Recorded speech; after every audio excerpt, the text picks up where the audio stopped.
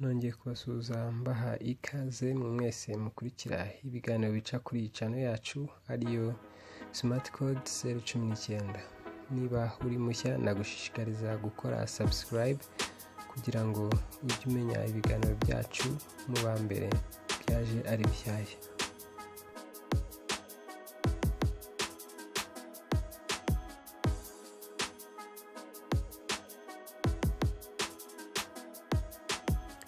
Rimwe na rimwe ujya ushyira application muri smartphone yawe ariko wajya kuyikoresha uyifunguye ikabanza ikakwereka video ya publicité nyamara utanakekaga ko ishobora kuza.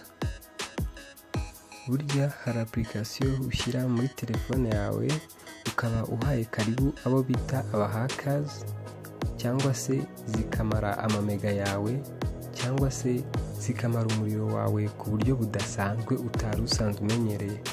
Uyu munsi rero ndakuganira kuri application 5 ugomba kwirinda gushyira muri telefone yawe kuko zagukurira ibyago bidasanzwe.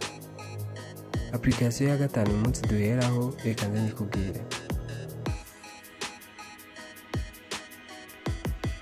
Application ya 5 ubwira ni yitwa Magnifier Plus Flashlight.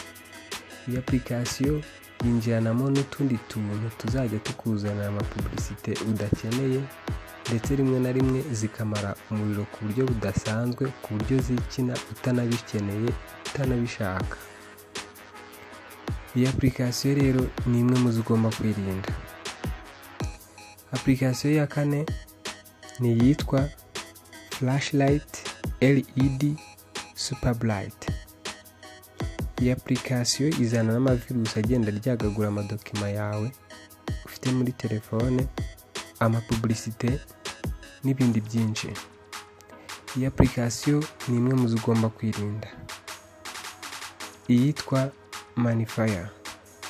Iyi Magnifier izana n'ama-application menshi agenda yikinakina rimwe na rimwe waba wanayishyize mu mufuka igihe idafitemo passcode. Iyi kandi izana n'utuvirusi tumwe na tumwe tugenda twangiza telefone ndetse tukamara n'umuriro wa battery. Iyo yari application ya 3. Application ya 2 rero ni yitwa Super Bright LED Flashlight.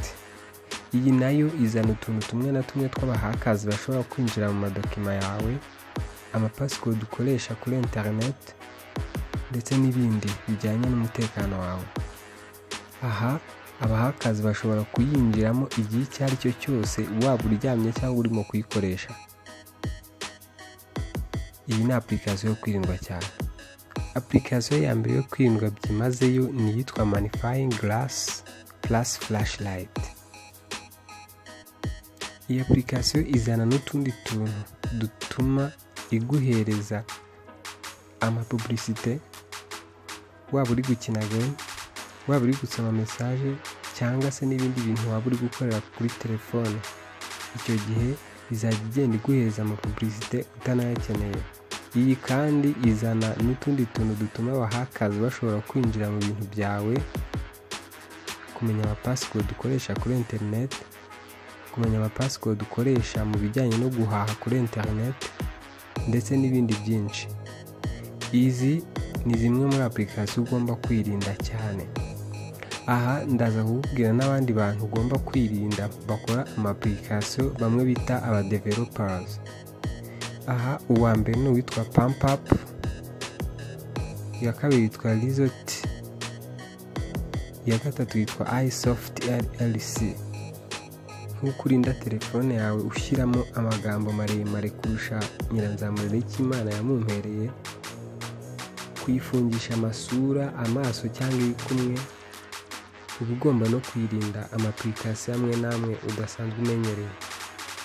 Aha nibwo uzaba ufite umutekano kuri smartphone yawe. Kugira ngo urusheho kumenya byinshi ku bijyanye na smartphone yawe, kanda ahanditse subscribe kugira ngo ujye uba mu ba mbere mu kumenya udukuru dushya twashyizeho, ukore share ndetse na comment. Murakoze, mugire ibihe byiza.